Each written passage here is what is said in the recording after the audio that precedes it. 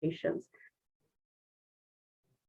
We're going to also look at frequently asked questions and go through some of those things, and also have a Q&A.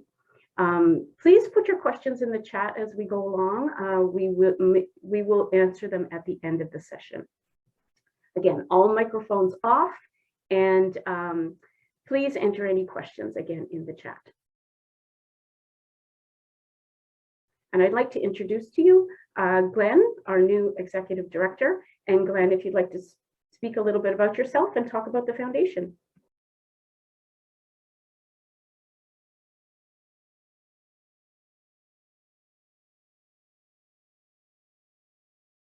Pauline, I think you have to unmute Glenn.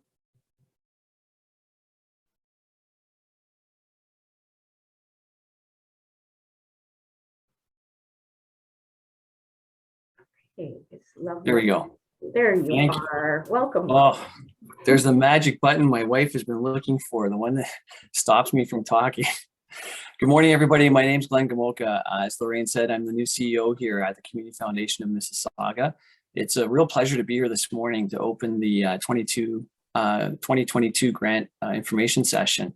I'm new to the foundation. I've been here for about 3 months now, but I'm not new to the charitable and nonprofit sector.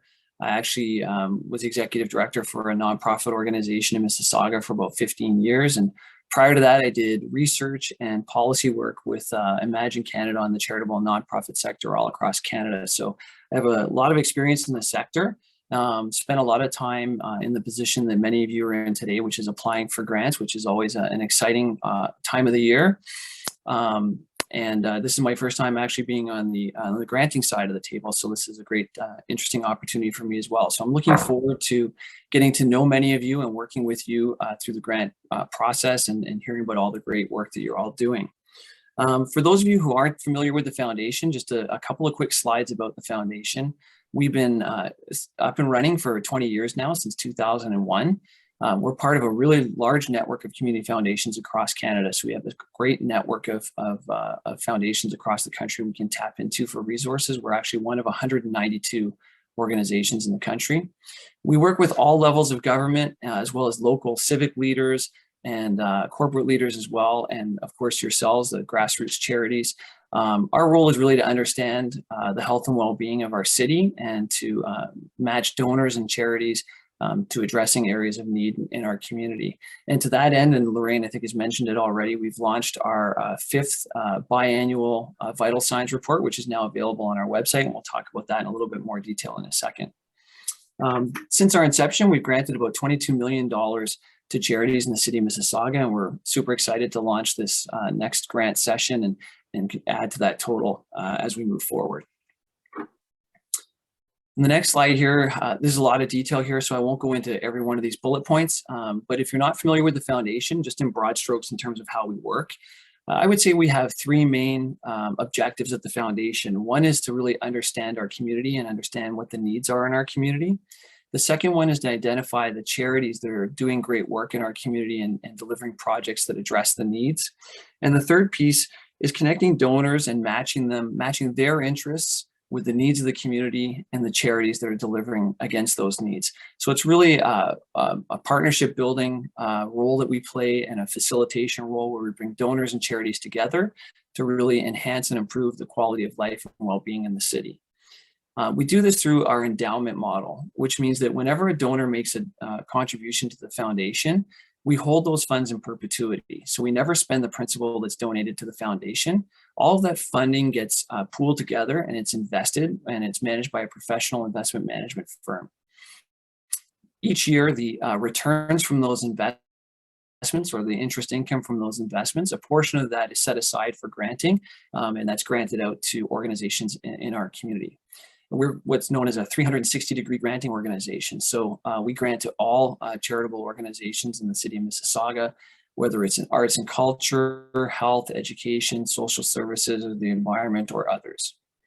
And really, it's all about community impact.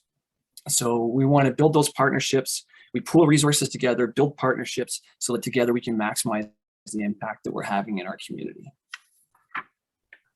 In terms of the our granting. I think I've gone over a lot of this already, but really, we want to ensure that our community is vital and that it has all the resources it needs to ensure quality of life for everyone in the city. And to that end, as I said already, we launched our 5th biannual Vital Signs report, which is available on our website. And this is the tool that we use to help target philanthropy. And it represents the areas that the Community Foundation where we want to have impact. And so for all of you who are preparing your grant applications, I encourage you to read through the report. There's a lot of great data you can draw from that will help to support your grant requests. And for us, as we're evaluating the grant application, certainly we want to see that how your grant and your project will help address the most pressing needs that have been identified through the Vital Signs report. In terms of the types of granting that we do, there's really 2 different kind of buckets of granting. The first is designated granting, right? And so we have funds that have been set up with the foundation. One is called a donor designated fund, and this is where an organization or an individual has established a fund, and they've designated a charity of choice that's the beneficiary of that fund. So any granting that comes out of that fund will go directly to a specified charity. The second is a donor advised fund, and this is usually for a donor that has a larger fund with the foundation, and they can identify multiple charities that they want to be the beneficiaries of their donation. We also consult with them on an annual basis. So they advise us as to where they want their granting to go to, and that can change year over year depending on how things are going in the city of Mississauga or where they feel the most pressing needs are. And the third one is a charitable endowment fund. And so for all of you on the call today who are representing a local charity, you can actually set up a fund with the foundation that will be designated to benefit your charitable organization. And so we have several of these that are already established. It's a great long-term strategy for building reliable funding that will come directly to our organization every year. And so if anybody wants to talk about a charitable fund, we can take that offline, and feel free to reach out to me to talk about that. The second sort of funding, so those funds are all kind of either designated, or we have folks advising us on how the granting gets distributed each year. But then we also have open application funding streams. And I'm not going to steal Lorraine's thunder, so I'll just kind of highlight the 4 different streams, and I'll let Lorraine go into the detail on each of them. The first is the Smart and Caring Community Fund, which funds projects that are specifically for children and youth. There's the Hazel McCallion Fund, which is dedicated for projects that are in the arts, culture, and heritage area.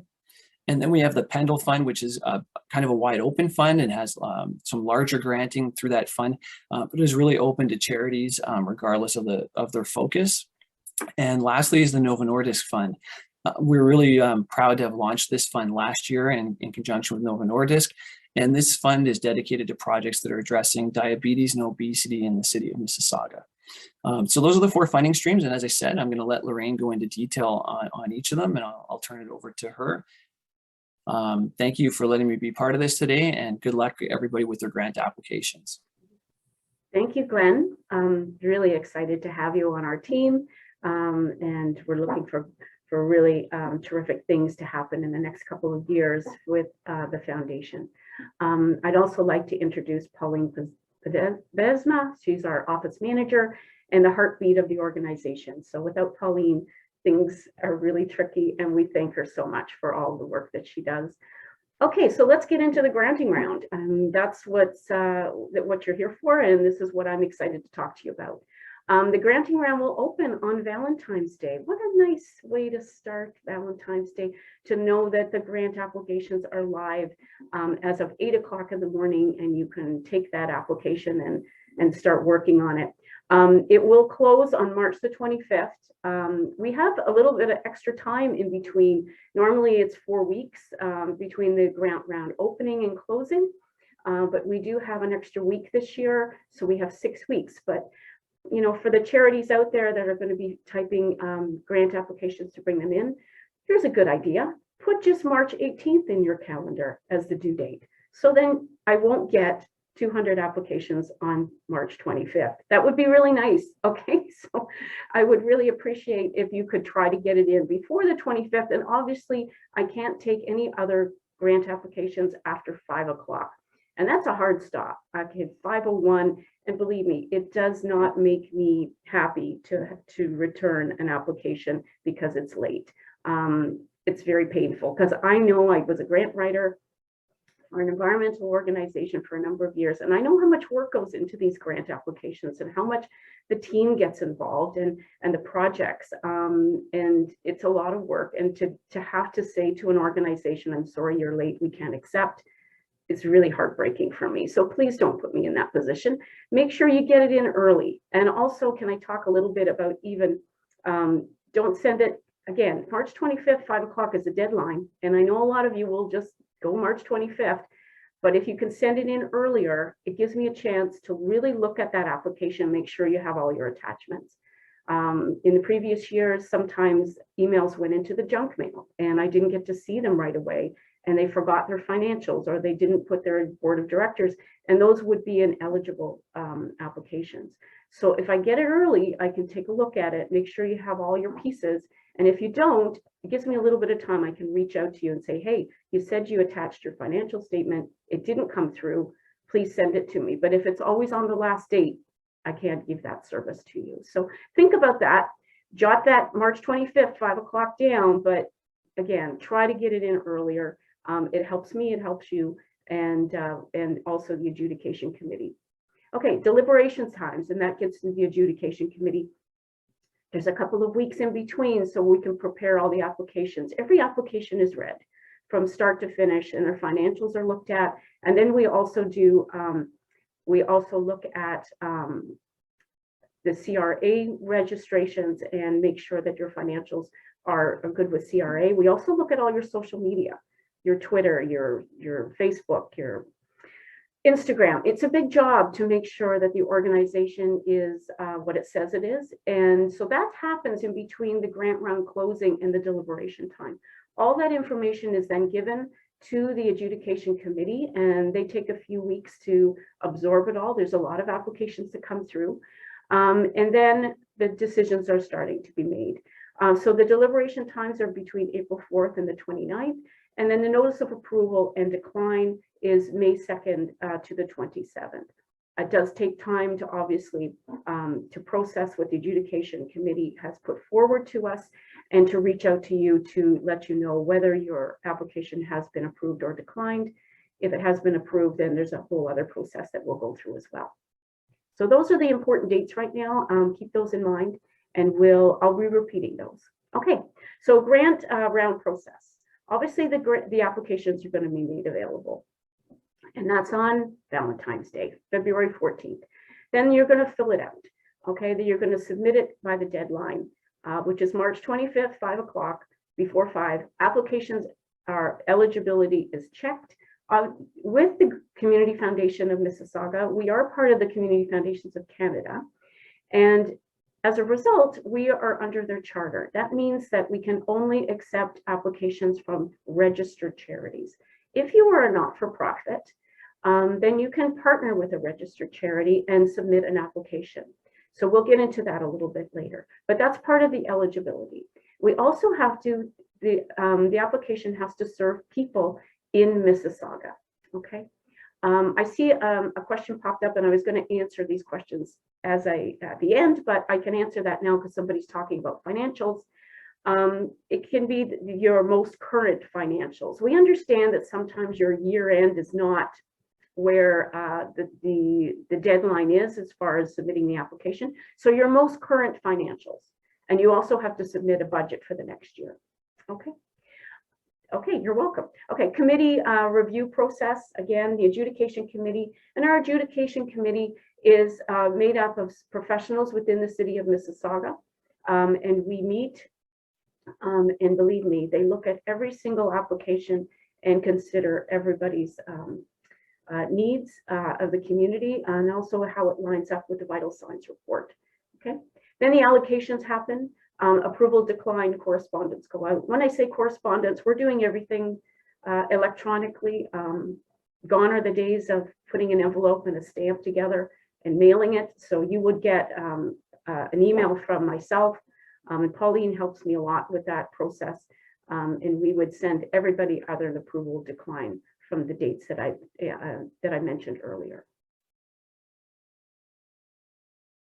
Okay, organizational eligibility. As I mentioned, you have to be a registered charity with a registration number, obviously. And if you're not for profit, there is a partnership agreement on our website that you can fill in, and you can partner with a registered charity. So the registered charity would actually submit the application with the not-for-profit's name on it and a copy of the partnership agreement, which is a very simple Word document that's on our website that can be signed, that both, and proves to us that both organizations are working together. You can also have two charities working together. It's not always a not-for-profit and a charity. Sometimes two registered charities will come together and submit a project as well. One of the charities has to be the lead, obviously, because money goes to one of the charities and then the reporting would come from one of the charities.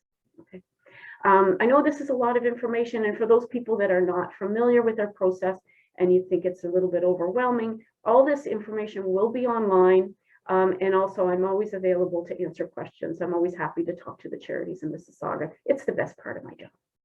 Okay, so Mississauga based, obviously you have to have impact in Mississauga. You have to have good standing with the CRA. And as far as any grant reporting obligations, if you received a grant from us in the previous year, then you have to have your grant report complete and filed. And the date for that is January 28th, which is tomorrow. And anybody that has a reporting obligation has been notified. And normally the reporting obligation is if you've received a grant with $10,000 or more, then you would have received an agreement with us, and that's when you report. If you received a grant that's under that, it would be unlikely that you had signed an agreement with us, but sometimes the adjudication committee will ask for an agreement to be signed if it's a new charity and we have not had a relationship with you before. So sometimes on occasion it's under $10,000, but you would have known that. So again, previous granting obligations are met. So for those people that are working on their grant reports today, they are due tomorrow by 5 o'clock, and you can file an interim report. It doesn't have to be final. We understand that people have not finished their projects, especially during COVID. It's been very difficult for some people to finish projects on the deadlines. But please, if you haven't spoken to me already about those types of things, then you should. Send me an email and I'll talk to you through it. Okay, so those grant to report obligations have to be met, or you would not be eligible. So again, if you are required to do a report, please send it in by tomorrow, and then you would be able to apply for the new granting round 2022 when the applications come available on February 14th. Ineligible projects, obviously outside of Mississauga.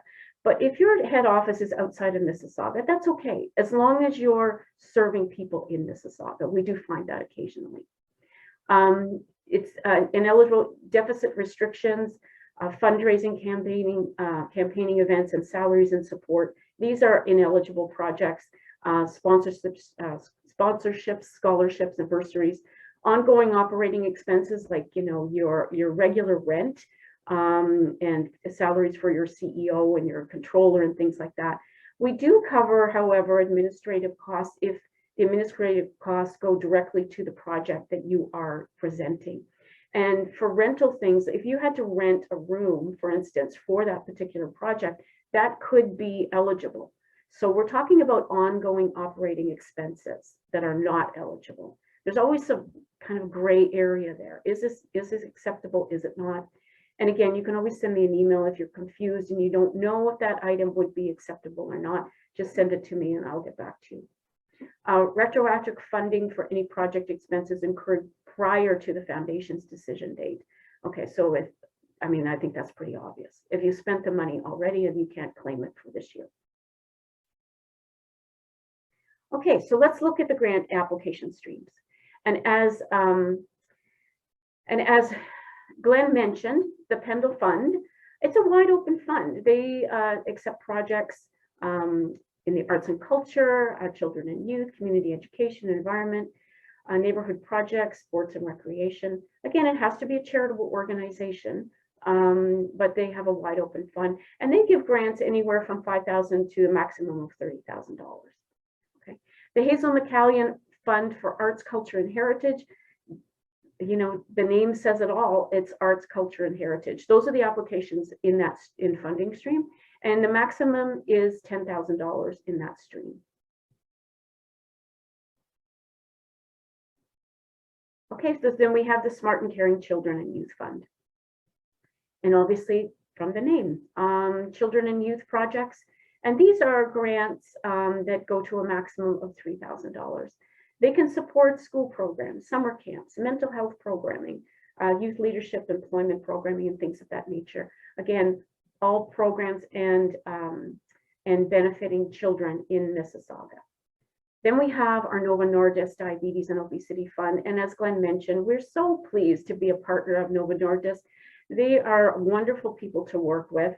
And they're very committed to the cause of diabetes and obesity, you know, the fighting of diabetes and obesity within the city of Mississauga. Their fund is a little bit different this year. Last year, there was two separate funds, the Novo Nordisk Diabetes Obesity Fund that had a Mississauga equity base, and then also a Mississauga healthy base. What we've done this year is we pushed those together, and basically the grants will be awarded to charitable and community organizations undertaking initiatives aimed at tackling the rise of type 2 diabetes and obesity through disease prevention and management interventions. And also looking at the BIPOC community, especially the South Asian community, which is a very high rate of diabetes.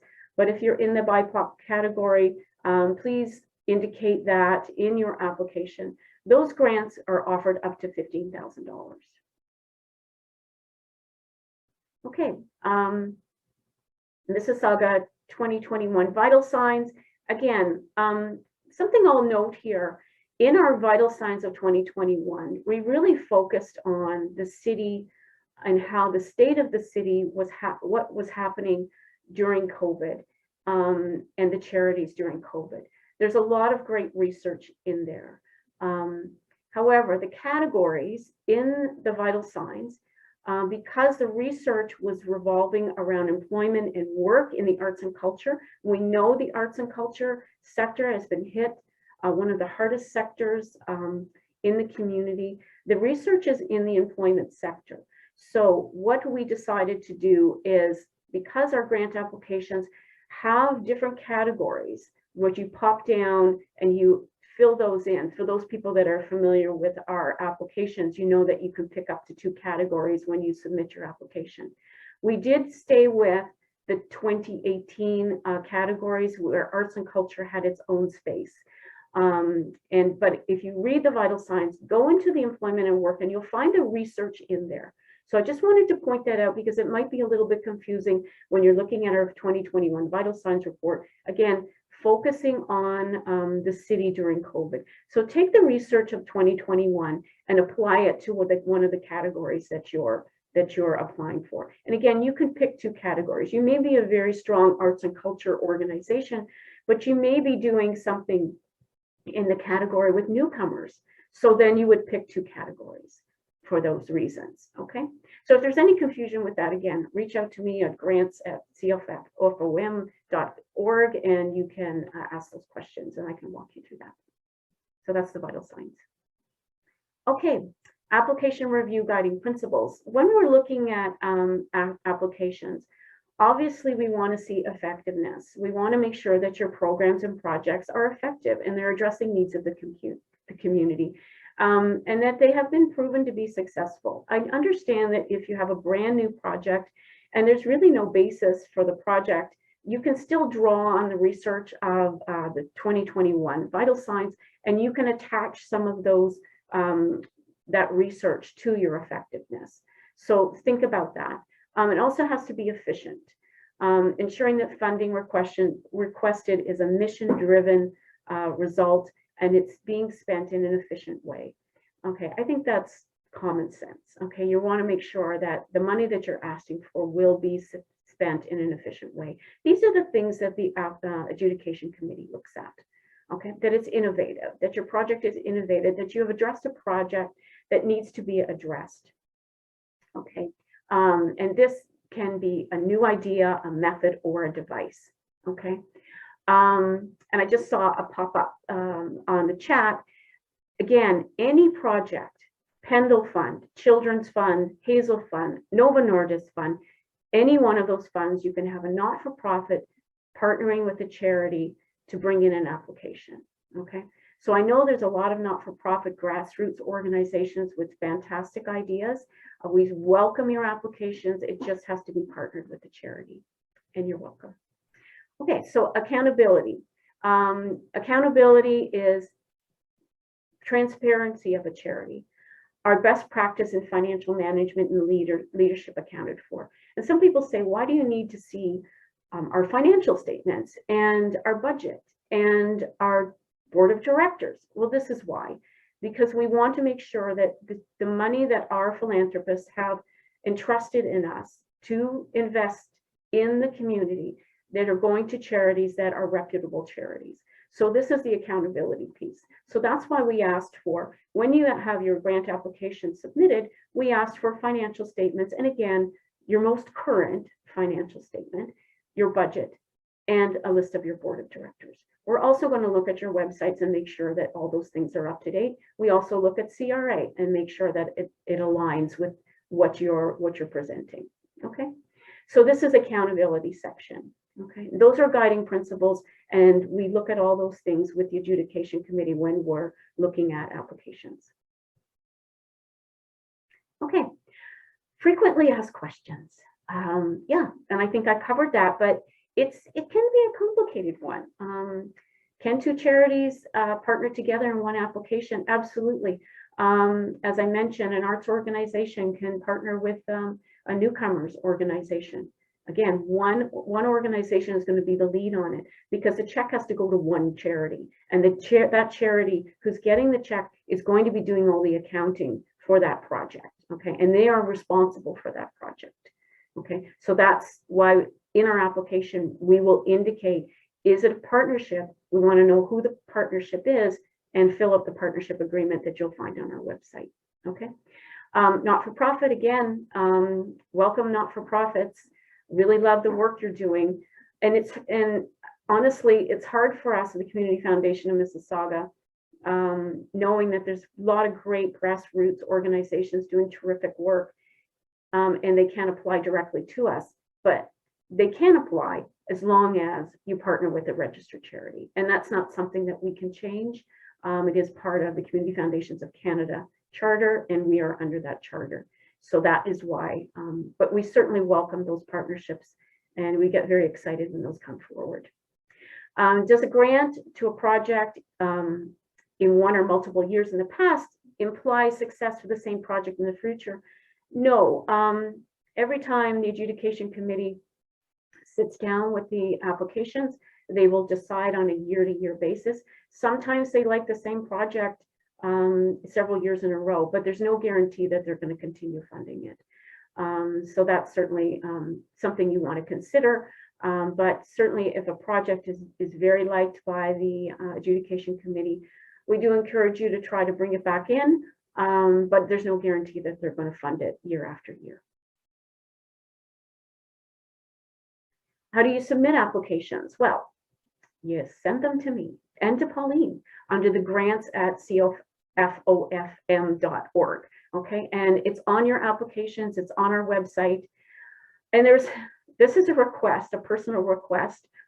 And I want you to think about if you were hiring somebody and gathering resumes, and you had 150 or 200 resumes coming in all at the same time, and everybody with their attachment just said resume. Now, you've got to sort all that, right? Who's applying? Or just cover letter.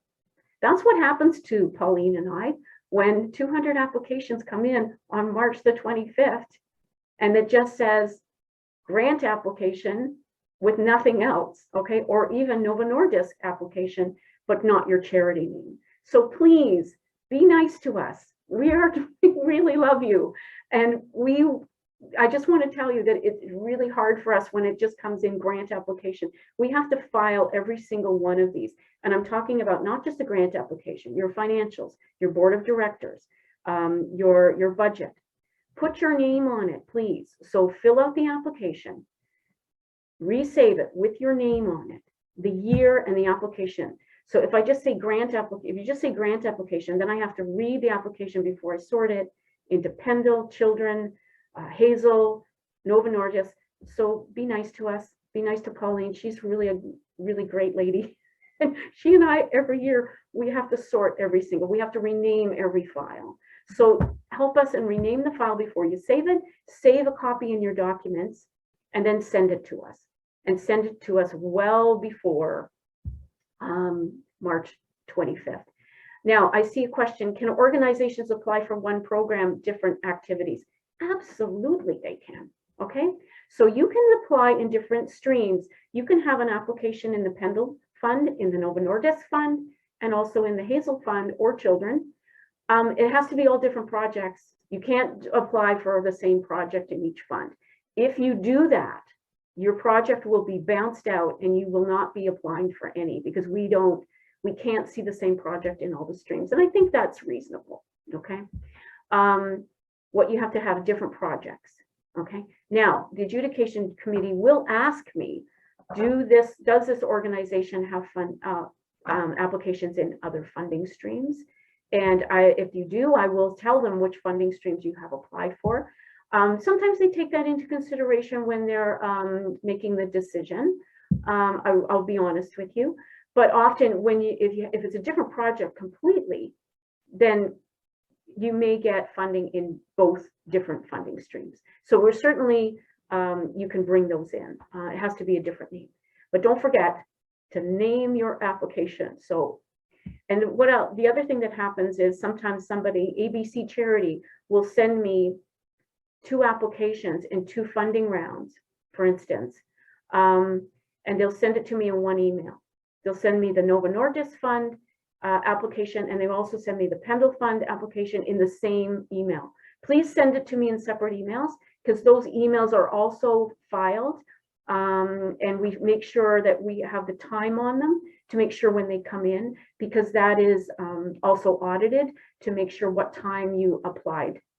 To make sure that you were not over that 501 on March 25th, because that would be ineligible. So those are just the internal administrative things that Pauline and I deal with. So put it into 2 separate emails, okay? Please, thank you. The program we're applying for funding exists in Peel Region, including Mississauga. Yes, I think I answered that already. It has to benefit people in Mississauga. You can be Peel Region, you can be serving Brampton, Caledon, Orangeville, but you're still serving people in Mississauga, then that's completely fine. Okay. What if we have remaining dollars from a grant that we've delivered our program, and if we need to reallocate funding? Okay. So if you received funding and you need to reallocate money in your budget, that's okay. You can reallocate up to 10% of your budget to a maximum of $1,000. So if you had a $10,000 grant, it's only $1,000 that you can reallocate. Talk to me and tell me how you're doing it, because I'm going to be looking at all the reports that are coming in, and I have been, because some people have filed them early. I know I'm going to get a lot tomorrow. I read them all and I look at the budget that you put in your application and the budget that you're filing in your final report, and I see if it matches up. If it doesn't match up, then I can, if it's $1,000 that you've moved from one item to another, that's okay. It's better to give me heads up for I can look for that when I'm reading them. If you're doing any more than that, then you have to have permission from the foundation. So you should have already talked to me and told me that, you know, we have this $3,000 that it's surplus funds that we didn't spend. And this has happened in COVID. And it can be sometimes reallocated into another budget line that would be acceptable, but it's something that the foundation, that Glenn and I would talk about and give you approval for, okay? If you have more than 25% that you have not been able to spend, then sometimes we get into a refund situation. Now, we are in the business of giving money. We don't like to take it back. We would really like you to be able to finish your project and to benefit the people of Mississauga. That's what our mission is with you. And we're only as strong as you are. So if you can find a way to benefit people in Mississauga in the same vein as the project had been initiated, then let's talk about that and see what we can do. Again, it's very hard for us to say we need our money back. But if you cannot reallocate, please reach out to us and tell us what your situation is, and we'll have a discussion about that. So to answer the question, a frequently asked question, what can we do with the funding? Again, 10% or $1,000 can be put from one budget item to another. If it's over that, have a talk with us, and we'll see what we can work out. Okay, are late applications accepted? I think that was a hard no. Again, 5 o'clock, March 25th, that's the deadline. And it gives me no pleasure. Please do not put me in that position to turn away an application after you worked so hard on it. So be early and put everything together, but no applications are accepted after the deadline. What electronic resources do you need to fill out the application? It is in a PDF form. So that's Adobe Acrobat. Mac users sometimes have trouble with that. You should use a PC to fill out this application. And how often can you apply? Again, our application period this year is going to be a 5-week period instead of a 4 weeks. So that gives you an extra week to put it together. And we will open up the live applications. We'll go live on our website February 14th. Right now, you'll find the overviews on our website. The overviews are very helpful to guide you what is eligible in that particular funding round. So those are eligible, and they've been up on our website for almost a month now. So you can read those through, but the application will go live on February 14th. So you can watch for that and link into that and download that application and start filling it out. And please send it to me as soon as possible. Okay, so now we've received the grant. Well, now what? Well, you got approved. That's fantastic. Okay, so congratulations. We will reach out to you and get your electronic fund information. We are transferring funds electronically instead of typing out a check and getting 2 signatures and then putting it in an envelope and then putting a letter on it and then putting a stamp on it and then mailing it and then hoping you get it. Okay, we're not doing that anymore. Okay, we are doing electronic transfer. So we will get your information from you, and then our accounting department will process that. If your grant is over $10,000, you will have sent a receipt, an agreement. We will have sent an agreement for you to file with us. So it has to be signed before you get your money. Okay, so, and I sent it electronically. As soon as you get your yes, you'll have the agreement attached to it, which you can sign and send back to us with your electronic fund information, and then we will send the money to you. Okay, remember to acknowledge the grant in your marketing materials. Okay, part of your agreement with us when you receive money is to tell people that you got it from the Community Foundation of Mississauga, and that you got it from either the Pendle Fund or the Nova Nordisk Fund. There's a section on our website that will help you with wording on your marketing materials and social media. And if you're using any of our logos or going into more detail, please send that to us, and then we will just approve of it for you. Okay. Consider inviting us for a site visit to your project. Oh boy, we'd like to come and see what you're doing. I did a lot of site visits last year. I visited over 48 charities online, and I really would have liked to come in my person to meet you, to see what you're doing. But that was a great opportunity for me to get to meet a lot of the charities. And again, that's the most fun of my job, is to get to meet you and to know about the great work that you're doing in the community. We thank you so much for all that you're doing. And it really, we can't exist without you. So I can't say that enough.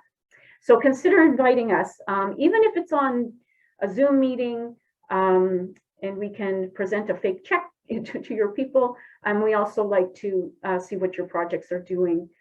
So please send us that, and we will, either myself or Glenn, and Pauline has also gone to just different charitable events, or one of our volunteer committee members. Okay, stay in touch. If you get approved for 2022, your grant report will be due on January the 27th, 2023. So we're already looking to that. And we will send you an application, an agreement application, if you need to do a final report. I'm getting a lot of questions right now on people that didn't get an agreement. They're asking, should I report, should I not report? If you didn't get an agreement, you don't need a formal report, but we still like to hear your stories. We like to see the pictures and the links to share on our social media, and to really, it helps our funders understand where their money is going. So please share all your stories, not just at reporting time, but throughout the year. We're always happy to pass those on to our funders, and they're very interested in see what your projects are doing. We are hoping to visit as many grant programs as possible and send stories and photos, as I mentioned. Reminders, grant reports for 2020-21 are due tomorrow. And we've had lots of communication, haven't we, Pauline? You're shaking your head. Yes, emails have gone out to you if you're in that category where you should be filing a grant report as of tomorrow. Again, interim reports are okay. Just give me another interim or a final report, and that will allow you to apply for 2022. Okay, because that's something the adjudication committee asked me when your application comes in. Did we fund these people last year? Did they owe you a report? Did they file it on time? Please let me say yes, yes, yes. Okay, so get those interim and final reports in. 2022 grant applications will close March 25th, 2022. So I think I've said that enough, but please get them in before that time and the date if you can. And don't forget to name your applications with your charity name. I appreciate that. Okay. All right, so here we are with questions. I've answered some questions already. I'm going to go into the chat, and Pauline, I don't know if you have any questions that you have seen come up that you can help me with. Okay, I can see one in here. There's a question in relation to COVID and the protocols. If an application is approved, is there flexibility in adapting the project needed to fit the COVID guidelines? Example, switching in-person to virtual. Yes, there definitely is. Anyone that has been getting a grant from us in the last couple of years during the pandemic, we've had many, many discussions. And again, as I said, we're in the business of giving out money, not taking it back. So we really want to work with you to make sure that your project goes forward. And we do understand that this is very unusual times, and we've been very flexible on doing it. But you do need permission from us if you're going to start changing. Okay. Here's another one from a not-for-profit organization. They'd be happy to partner with a charitable organization if anybody's interested. So you can see. This is Janine from Bloom Boulevards. If anybody wants to reach out to them and partner, I'm glad that you put that up there, Janine. Can organizations apply for one more program? Yes, and I believe I answered that. For Dan? There's one here as well from Jody. If project scope extends beyond Mississauga, is there application opportunity within the broader Community Foundation network? So Yes, yes. There are community foundations. There's one in Brampton, Caledon. So you can apply to their granting round. You'd have to go into their website. We all have different granting rounds, and we all have different eligibility requiremms and dates for application. But you can look, there's a really robust community foundation in Oakville. And of course, there's one in Toronto, there's one in Hamilton. So if you just Google community foundations in the area that you're serving, and you should be able to find, not every single city or town has a community foundation. Here in Mississauga, we're very happy and proud to represent the people, the philanthropists in Mississauga, looking to give money back to the community. Not every city has one, but take a look and Google that and make sure that you're putting your application in the right area. Okay, I have one. Can I receive a copy of the presentation materials? Absolutely. The slide deck will be on our website, and this session is being recorded, and the recording will go up. Pauline will do that as quickly as possible. Sometimes it takes a little bit of work from the back end, doesn't it, Pauline, to make it nice and clean, and that it's a nice usable product. So you might take a couple of weeks to put that up, depending on our workload. Okay. Pauline, did you see any other questions in the chat? Okay, I have one here. Can we apply the same existing successful project funded by CFOM to another target group in Mississauga? You can. A successful project, I mean, working in the charitable sector, I totally understand this, that you may have a project that really serves the community, and it's really fantastic. You don't have to come up with a brand new project every time. If it's serving a different target group in Mississauga, then certainly bring it forward, and the adjudication committee will review that and consider it. So that certainly would be acceptable. And just look at the adjudication committee will look at that. If they read your application, they might say, oh, this looks like exactly what we funded last year. Please highlight that it's a different target group, because that has to be in the discussion.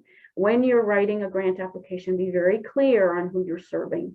Okay, because remember, we're reading over 200 applications. So if it's confusing to us, then it's really tough for us to fund those types of things that are confusing. So be very clear that this was a successful project, but you're targeting someone else, some other sector in Mississauga. Okay, I hope that answers your question. Pauline, did you see any others? We've got a lot of people in the chat here. Go ahead. I was just going to say, when the recording of today's session is ready, I will send an email out to all the registrants. So I will let you all know that it's there and you can go to check it out. And we will also post the slide deck as well. Yes. Okay. Thank you, Pauline. I have one here. Can we apply? Sorry, it just bounced away from me. Okay, is there a financial eligibility criteria or an organizational eligibility, such as ABC should have been operational for X years? You know, there really isn't, but you need an audited financial statement. So to get an audited financial statement, chances are you probably would have been in existence for 2 years. So answering that question, if you're in your first year and you have an audited statement, then that's fantastic. But chances are it usually takes 2 years to do that. So there is no requirement that you have to be in business for 10 years or 20 years or 15 years. We understand that, especially with not-for-profits, that it's a grassroots organization. Sometimes they've been in existence. Sometimes they've been in existence for a very long period of time.